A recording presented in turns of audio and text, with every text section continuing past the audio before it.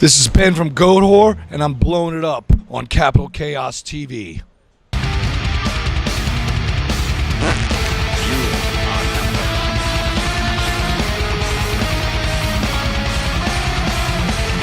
This is Todd Owens with Capital Chaos TV, and we're here tonight in Oakland, California at the Golden Bowl with Ben from Goatwhore. How are you doing tonight, Ben? Pretty good, man. How you doing? Doing great. So you guys are in the midst of some pretty extensive touring here. You got going on. It's like a couple of weeks, nothing insane. Doing, I guess, a bunch of dates with Blood Royal, and then some solo dates I think I saw on there, and then obviously you played a little show yesterday. So maybe talk a little about the tour, maybe specifically SoCal show yesterday down in San Bernardino. Yeah, well, the first thing was we got hooked up to be on the Ozfest this year. That was the driver. Yeah. And then from there, we were like, well, instead of going all the way out there and back, let's do some dates, for the week going there and a week coming back. So, and then we have our friends, Blood Royale from Austin, Texas, and we brought them along. And basically, they weren't doing the Ozfest, but they had a show scheduled up in Portland. So while we were in San Bernardino yesterday, went up to Portland and played a show and then meet back together today in Oakland here. So, and you're heading back down south, I guess? Well, actually, from here, we go to South Lake Tahoe tomorrow. And then we have a day off to get to Denver.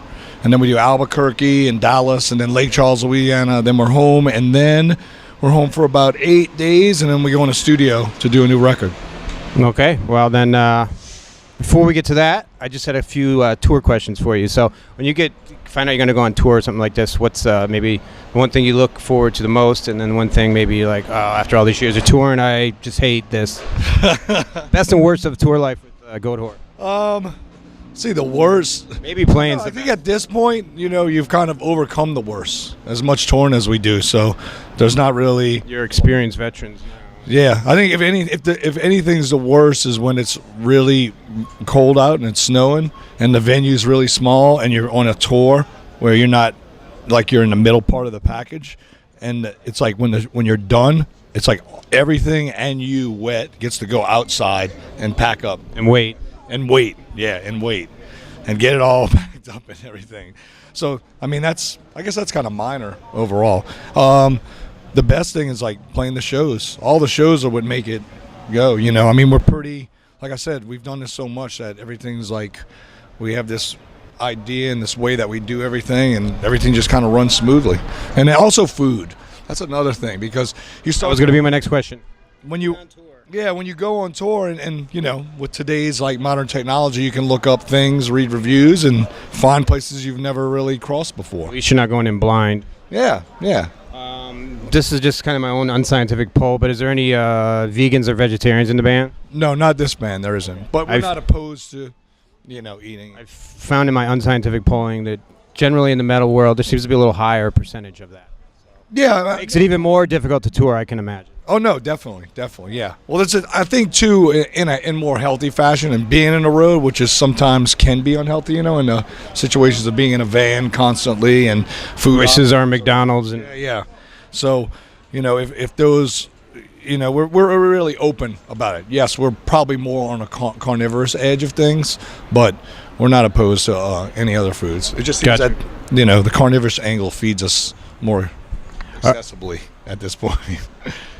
So you spoke about the new material. So yeah, it's been I guess 2 years or something since the last one. So going in for I think studio album 7, I think, for you guys. So it's already written and ready to go. Or pretty much. I mean, we just have some little fine tuning to do that we'll do when we're home for the 8 days when we get home from this before we head in.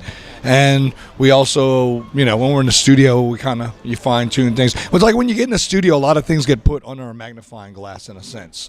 And you notice a lot of little things and you kind of fine tune things when you're in there. Little things, new little ideas might pop up. So not everything's fully locked in when you go in. Yeah, and some things change, things like that. So you just kind of roll with the feeling of it and just let it. Do you guys tend to write collaboratively, or do you write individually and bring stuff together? Well, a lot of the times I have to say it's Sammy, has a lot of riffs and everything, and then we work from there. And some pieces are put together like a puzzle, and some things are just like he has this whole agenda of riffs that work, and him and Zak get things together, and then from there everything else kind of falls into place. And you guys record down around hometown or something? Actually, on this, the last 4 records we did with Eric Rutan down in Florida, and on this record we're actually going to a studio in Central Illinois called Earth Analog, and it's going to be done like on 2-inch analog tape, just like we did on the last record, and it's just we wanted a little different kind of thing this time as far as we're doing it. Did you guys do that on purpose, that you leave home to go record, or is that just the way it's worked out with Eric and now with the new? I just think it's kind of worked out that way. I mean, we do have a few studios at home, but I guess, the situations before, like dealing with Eric, and then now we're just kind of used to it, so we kind of look around and see if it's financially feasible as well, because all that plays a role in it. And we just go. And I think, too, it gets you away from the home life, so you can kind of own in and focus. Yeah. Anything in particular that kind of leads to your lyrical content on the albums, or is it just kind of... It's all kinds of mixed up shit, from horror shit to my visions on, like, oppressive structures within religion over the years and stuff like that, and just things I've read, literature... influenced by like artwork too a lot. Like I'll look at different artwork and it kind of works, with the words and everything that I lay out for stuff. So it's a mixture of things. I'm really influenced by a lot of different elements, and it just so happens that all the elements just seem to be on the more darker edge. Dark side. Yeah. It's with the music.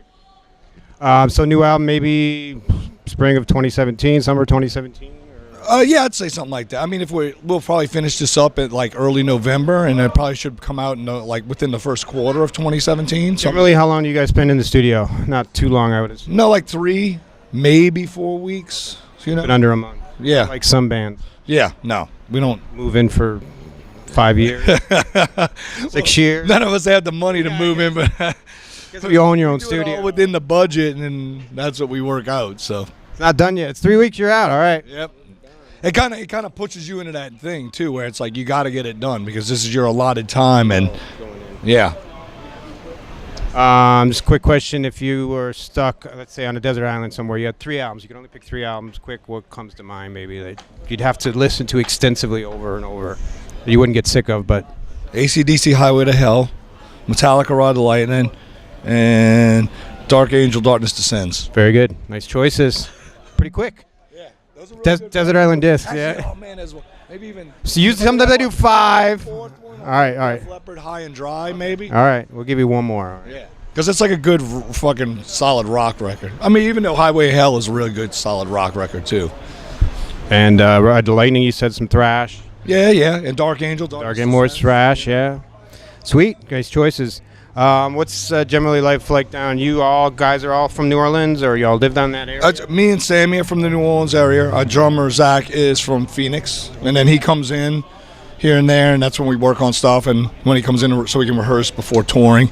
And right now, for bass, we have a good friend of ours, TA. He's from Austin, Texas, and he does the same thing as Zak. He comes in, rehearses. A little bit of spread out, but it works for you guys. Yeah, no, it works out fine, man. Everything works out good. Everybody gets along, but we're based solidly out of the New Orleans. Is there a pretty healthy scene down in New Orleans, or music in general, metal? It's just, you know what, it's really it fluctuates a lot, and we don't always get a lot of tours. A lot of tours that go through everywhere else don't necessarily come to the New Orleans area, but we have cool venues like Siberia, One Eye Jacks, things like that, and they got a lot of younger bands that are coming out there, like Six Pack, Fat Stupid Ugly People, Mountain of Wizard. There's a bunch of great bands that are keeps regenerating itself. Yeah.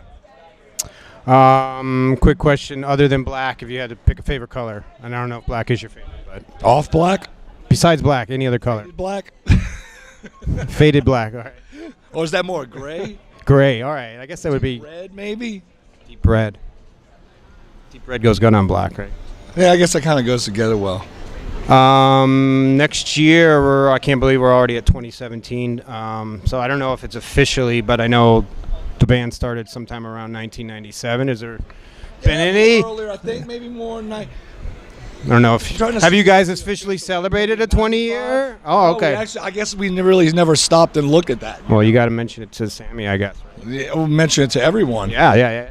Maybe we need like some like cool shirt, like 20 years, blah blah blah blah blah blah. Think about it. I guess Milestones. I guess that the thing is that we've just been doing it so much. You never really stop and are like, well, damn, wow, we've been doing it this long. Just looking through some notes and seeing, late 90s. It's like, wow, here we are, 2017. Anything? Do you have your own equipment, mic, or do you just? Oh yeah, I bring my own mic. I don't want to put my mouth on What do you use? a mic that other people use. That's the most important thing. Hygiene, not performance, or is it performance too? Of the mic. No, well, performance is the most, but you also want to not get sick. So sometimes using other people's mics and mics that were at the venue that people put 3 bands a night, 30 night. one mic, and I clean it off, and Sanitize. yeah. So Sweet. I don't have to say, as long as I'm dirty, but my mic's clean, then it's cool. Everything's good. Yeah. Clean mics and Ben's happy. So I do. I carry my own mic. So yes, I have, I guess, my musical instrument that I carry with me. Well, I appreciate looking forward to the show tonight, this small little venue here. So thanks for taking the time. Anything else you want? It's going to be amazing. Anything else you want to add to people out there might be following you or watching on CapitalCast TV? If you're looking for any information on us, in our social media stuff or whatever. Anti-social media. Whatever you're trying to find, whatever. If you just go to goatwhore.net, we have links to all those variations. Find all the info on Goatwhore. Everything will be there, and you can click all those little buttons you want, and it'll take you wherever you need to go.